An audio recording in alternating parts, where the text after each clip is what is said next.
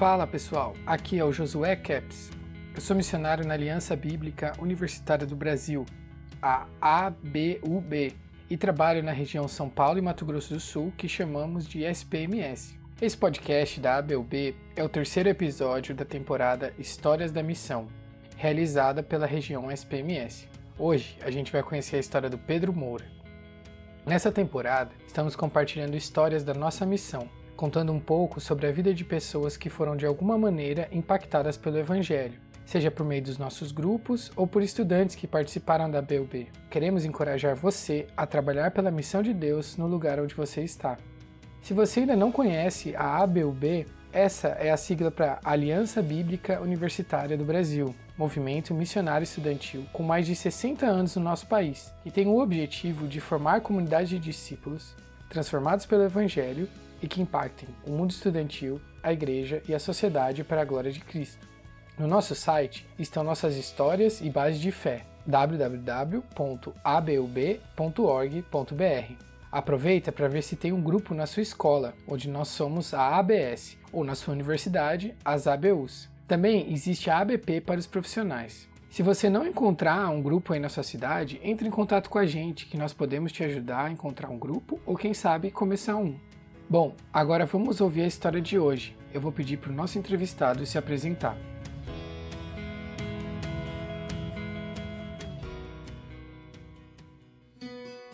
Olá, meu nome é Pedro Moura, eu tenho 24 anos, sou da cidade de Santos, no litoral de São Paulo.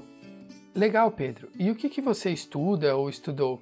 Eu sou formado em Biologia pela Unesp de São Vicente, o campus do litoral paulista da Unesp. Esse ano eu concluí meu mestrado na área de biodiversidade, estudando anatomia e evolução de sapos e pererecas. E agora eu acabei de iniciar o meu doutorado, também seguindo na mesma área.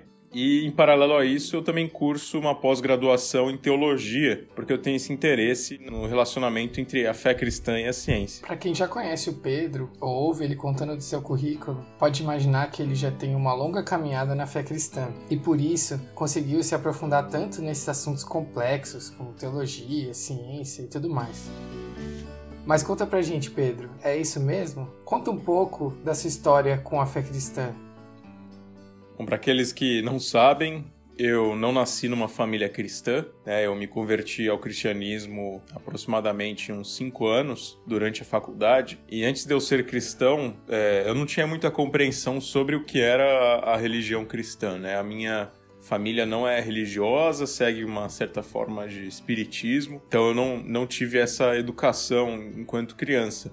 Bom, então, apesar de não ter nenhum cristão protestante na sua família, eu imagino que você deveria ter algumas impressões, opiniões sobre o cristianismo antes de entrar na faculdade, certo? Você poderia compartilhar um pouco sobre isso, sobre o que você pensava, como você nos via? E para mim, sobretudo depois do ensino médio, eu fui pegando uma visão muito negativa e preconceituosa, lendo autores conhecidos como os neo-ateístas, como Richard Dawkins, por exemplo, e eu tinha para mim que todos os cristãos eram, ou tinham sofrido lavagem cerebral quando pequenos, ou eram pessoas que não tinham esclarecimento, pessoas que não tinham um senso crítico. Eu realmente pensava que o cristianismo era algo negativo para a sociedade que deveria ser combatido. Realmente a sua visão sobre os cristãos era bastante negativa, e acho que vai ser bem interessante descobrir como que Deus conseguiu transformar de maneira tão radical essa sua história. Mas antes disso, a gente quer saber como foi que você conheceu a ABU, e como que esse conhecimento, as pessoas, esses relacionamentos com os abeuenses, isso influenciou na transformação da sua visão sobre a fé cristã. Eu conheci a ABU já no ano de 2013, que foi quando eu entrei na faculdade, por alguns motivos curiosos. Um deles é porque, como eu tinha uma visão muito negativa e até agressiva contra a religião, contra o cristianismo, eu gostava de ficar atazanando a vida dos meus colegas cristãos. E no caso, na minha sala de 40 pessoas ali na faculdade de biologia, tinham só 2 pessoas cristãs na minha sala, duas meninas que se tornaram minhas amigas. uma delas, inclusive, é minha noiva hoje, e eu gostava de ficar enchendo o saco delas, assim, tentando questionar a fé delas e trazer argumentos que pudessem, de fato, minar a crença delas em Deus. E elas participavam do núcleo da ABU na nossa faculdade. E aí, com essas interações, elas me chamavam para ficar para os EBIs. Inclusive, tinha um veterano nosso, o Silas, também conhecido como Catatal. Ele também era um cara, assim, super extrovertido, super animado. Ele vinha, pegava você pelo braço, falava, não, vem aqui, fica com a gente, participa com a gente. E eu acabava ficando nos EBIs para ouvir o que o pessoal tinha para dizer. E o que você achava dessas experiências? Você gostou de participar dos estudos bíblicos? E eu ficava muito... eu confesso que eu ficava bastante incomodado ao longo dos EBIs com as coisas que eram faladas, né? Com os textos que eram lidos da Bíblia. Eu ficava bem revoltado com algumas coisas, né? Eles falam que às vezes eu saía no meio do estudo sem falar nada, com uma cara de bravo, por assim dizer, meio bufando. Mas por algum motivo, várias vezes eu ficava ali, até porque por ter amigos que estavam ali, né? Então, acho que fez muita diferença, principalmente no começo, quando eu não era cristão, mas de acabar ficando, era justamente a amizade que eu tinha, né? Então, por mais que eu tivesse esse objetivo negativo também de querer ficar enchendo o saco, assim, eram pessoas que eu tinha um relacionamento no dia a dia, de fazer trabalhos juntos da faculdade, pessoas que a gente conversava sobre os mais diferentes assuntos. Então, foi muito essa interação de amizade que fez essa diferença para eu, de fato, ficar nos estudos no começo. Mas esse foi só o começo, né, Pedro? Porque apesar do convívio legal com os crentes, né, você continuava não crendo em Deus, eu imagino. Então eu queria saber um pouco mais de como que foi esse próximo passo. O que aconteceu para que você passasse de ter um relacionamento bacana com esses cristãos para que você passasse a ter, então, um relacionamento diretamente com o Cristo que eles seguiam? Durante toda essa interação com os amigos cristãos e desenvolvendo de fato uma amizade com eles, por mais que eu tivesse também essa intenção de querer questionar muito eles, o que realmente começou a me chamar a atenção foi que parecia que não tinha nenhum argumento que eu trouxesse ou nenhum questionamento que fosse capaz de causar um tremor na fé deles, por assim dizer, né? Fosse capaz de abalar a confiança que essas pessoas tinham em Deus e em Jesus. E isso, de fato, começou a me confrontar. Ali eu estava diante de pessoas que eram crentes, sim, muito crentes, só que pessoas que eram também muito inteligentes, eram excelentes alunas, eram pessoas que não tinham sofrido lavagem cerebral quando criança, que era o que eu achava que os cristãos... era o que tinha acontecido com os cristãos. Eram pessoas que também não eram pouco esclarecidas, eram pessoas muito esclarecidas que eram capazes de explicar o porquê que acreditavam naquelas coisas. Então eu vi todos os meus preconceitos confrontados e demolidos. Eu fiquei pensando, toda aquela visão que eu tinha do cristianismo parece não fazer verdade. Será que sou eu que tô enganado? E de fato isso me fez querer... eu acho que foi Deus que moveu meu coração àquele momento em que eu ainda era ateu, a parar e reexaminar toda a minha posição, né? Reexaminar o porquê que eu era ateu. Será que não são essas minhas amigas que estão corretas? E aí eu passei, eu assumi esse compromisso de ir atrás da verdade. E de fato buscar sem preconceitos, né? Como se fosse uma mente aberta, por assim dizer. E como foi que você fez esse exame, essa procura?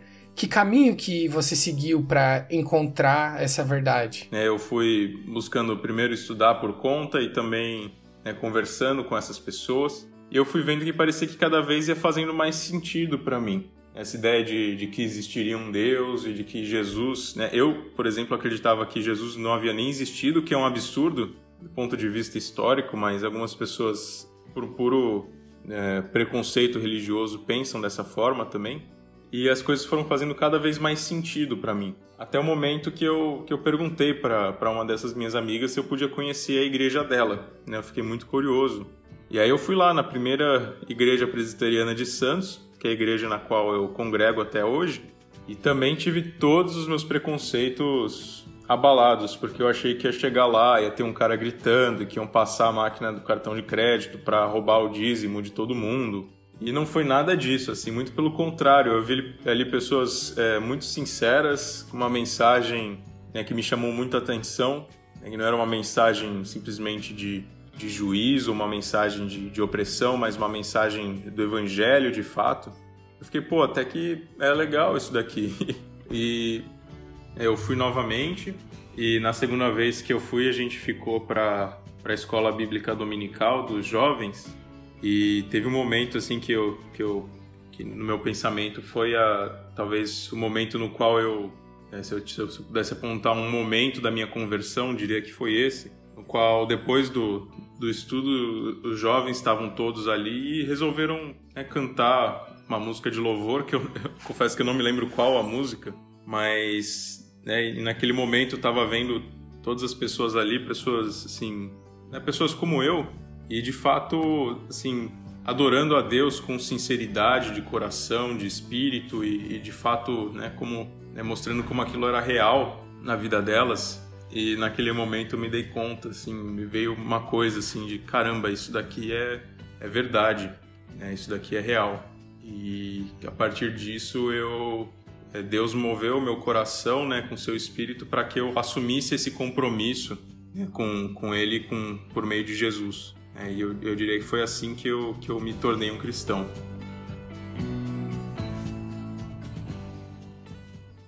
Nós encontramos na Bíblia diversas histórias de pessoas que não apenas creram em Jesus, mas tiveram as suas vidas, os comportamentos, os compromissos totalmente transformados depois que se encontraram com Ele. Zaqueu, por exemplo, deixou de extorquir as pessoas e devolveu tudo o que havia conquistado ilicitamente. A mulher com fluxo de sangue foi curada e se tornou plenamente pura para viver em paz no meio da sua comunidade e também ter acesso a Deus no templo. O apóstolo Paulo parou de perseguir cristãos e renovou toda a sua compreensão do judaísmo.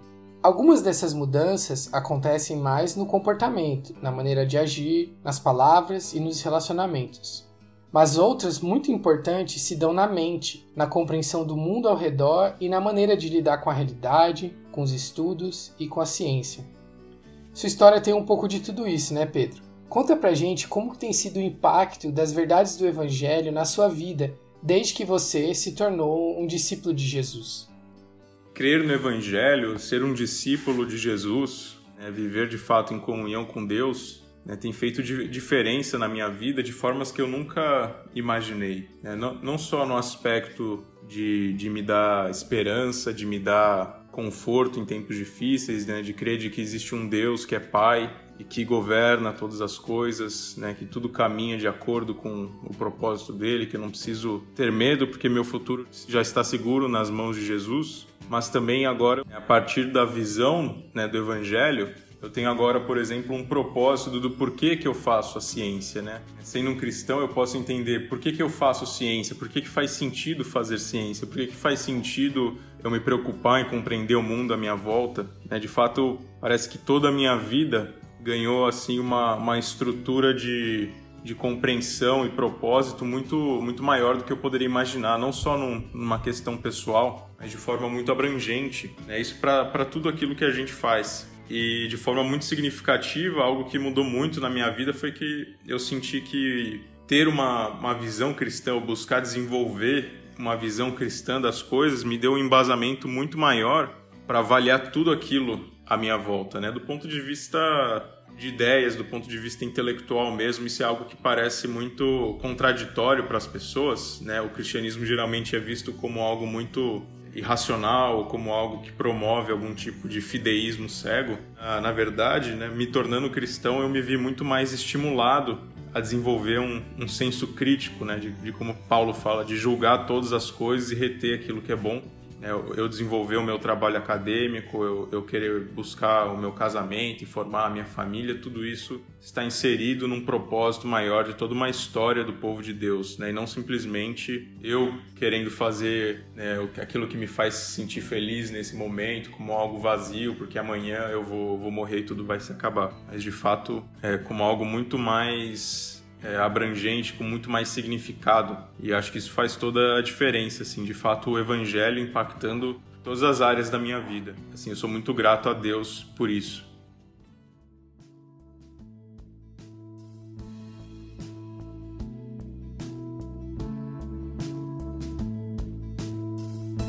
No final de todos os nossos episódios desse podcast, Histórias da Missão, a gente tem pedido para os nossos entrevistados compartilharem um pouco sobre o que eles acham que os grupos de ABU deveriam fazer para que outras pessoas também sejam alcançadas pelo Evangelho. E a gente também quer fazer essa pergunta para você, Pedro. Qual é a dica, quais são as sugestões, quais os caminhos que você sugere para que histórias como a sua continuem a acontecer em todos os grupos da ABU no nosso país? Olhando para trás de como foi a história da minha conversão, de como Deus usou diferentes pessoas em diferentes momentos da minha vida para me trazer até Cristo, e agora como um cristão envolvido com a ABU, como assessor auxiliar aqui do Núcleo de Santos, eu penso que, assim, às vezes a gente, enquanto evangélico, tem uma visão muito de, não, eu vou chegar lá na minha faculdade, vou ficar de pé em cima da mesa no RU e vou sair lendo a Bíblia aqui, proclamando arrependam-se, raça de víboras, e aí centenas de pessoas vão cair no chão chorando e se convertendo. E eu não quero tirar o mérito de eventos de impacto, de eventos evangelísticos de impacto. Muitas pessoas, de fato, Deus usa isso para trazer muitas pessoas a Ele, de fato, mas eu acho que algo que faz a diferença, ainda mais no nosso contexto da universidade, é o nosso testemunho no dia a dia, O nosso relacionamento no dia a dia com aquelas pessoas que estão à nossa volta, De fato, a apologética, não só como eu me ficar na defensiva, trazendo argumentos para responder às questões dos não cristãos, mas de fato como eu tomando a iniciativa de ir até aquelas pessoas à minha volta que não creem, de me importar com elas, de querer caminhar com elas e através dessa caminhada eu de fato demonstrar na prática que Deus é real, que Deus faz parte da minha vida, que o Evangelho é real, que Jesus é real. E aí quando eu tenho essa caminhada, quando eu tenho essa verdade na prática, de fato, aí sim eu creio que Deus vai usar de formas que a gente nem imagina o nosso testemunho, Porque eu fui muito impactado com isso, através do relacionamento do dia a dia com as pessoas, de conversar, de me abrir, de fato dar a minha cara a tapa, de colocar tudo aquilo que eu cria na mesa e a outra pessoa também. E a partir dessas conversas sinceras, a gente ter o espaço para apresentar o Evangelho, para apresentar o porquê que a gente crê, da forma que a gente crê, como que o Evangelho pode fazer a diferença para a vida dessas pessoas também. Então eu tenho tentado assumir essa abordagem. Eu acho que é uma abordagem que se identifica um pouco com aquilo que o Francis Schaeffer buscava, Ele foi um grande pastor e um grande defensor da fé cristã. Ele tinha esse objetivo de mostrar a fé cristã não só por meio de debates ou por meio de obras acadêmicas ou por meio de discursos, mas também na prática, no dia a dia, das pessoas não crentes olharem para ele e falarem, caramba, ele tem uma vida tão diferente, deve ter algo aí que eu preciso também. Então acho que essa combinação da verdade que a gente crê, de fato posta em prática, da gente ter o relacionamento com as pessoas à nossa volta na universidade, de fato buscar esse impacto de dentro para fora, esse impacto de transformação, sendo de fato sal e luz, sendo de fato fermento, como Cristo nos fala. Eu acho que isso é fundamental para nós, enquanto abuenses, enquanto cristãos. Muito legal, Pedro. Muito obrigado por essas dicas. Eu imagino que muitos grupos de ABU têm se esforçado nesse sentido, se envolver com as pessoas, de ter boas amizades, de ter bons relacionamentos, mas apesar disso, continua sendo bastante desafiador que as pessoas realmente creiam no Evangelho. Então eu queria abrir para você deixar uma palavra final de encorajamento, para que os nossos grupos realmente saibam como lidar com essas expectativas e com esse desafio tão grande que faz parte do nosso chamado como ABU.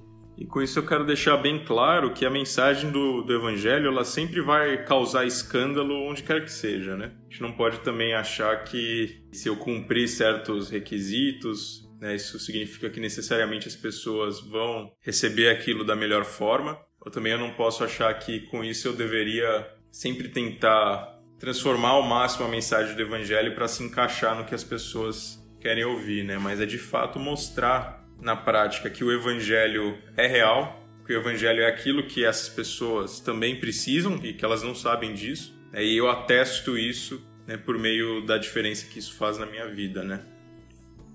O evangelho é real, como diz o Pedro. E um outro cristão, há séculos atrás, Agostinho de Hipona, dizia que o coração do homem fica insatisfeito, sem descanso, enquanto não encontra descanso em Deus. É crendo nisso que nós perseveramos em testemunhar do Evangelho, na expectativa de que mais pessoas descubram que Deus é aquilo que elas precisam para que suas vidas encontrem descanso. Esse foi o podcast da Aliança Bíblica Universitária do Brasil. Nessa temporada, estamos contando histórias da missão. Esperamos que você tenha gostado e, principalmente, tenha se sentido encorajado com essa história. Lembre-se de nos enviar suas sugestões. É só escrever para abub@abub.org.br. Essa temporada terá episódios todo início de mês até dezembro de 2020. Para conhecer mais sobre a ABUB, é só acessar o site www.abub.org.br. Estamos nas redes sociais como @ABUBrasil no Facebook e no Instagram. No Twitter, você nos encontra como Acompanhe a ABUB. E você também pode encontrar a gente no LinkedIn. Se quiser receber a nossa lista de transmissão do WhatsApp, é só escrever para o número DDD 11 93285 3368. ABUB, estudante alcançando estudante.